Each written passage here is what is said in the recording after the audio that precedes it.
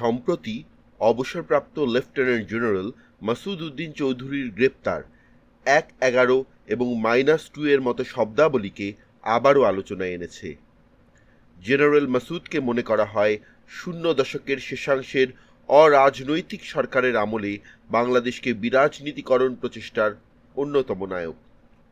বর্তমান প্রধানমন্ত্রী তারেক রহমানকে তারই নির্দেশে চূড়ান্ততম শারীরিক নিপীড়ন করা হয়েছে এমন অভিযোগও রয়েছে।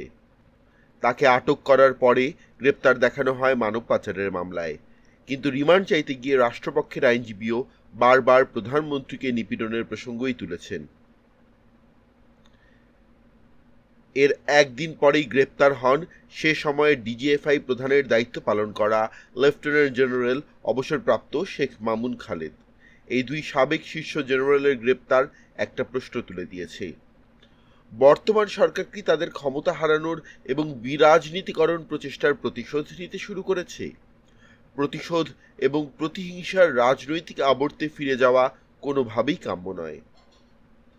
তবে সেই তত্ত্বাবধায়ক সরকারের বিরুদ্ধে রাজনৈতিক প্রশ্ন এবং অভিযোগ উঠেছিল সেগুলোর প্রশ্ন পাওয়া দেশের ভবিষ্যৎ রাজনৈতিক সুরক্ষার জন্যই অত্যন্ত জরুরি।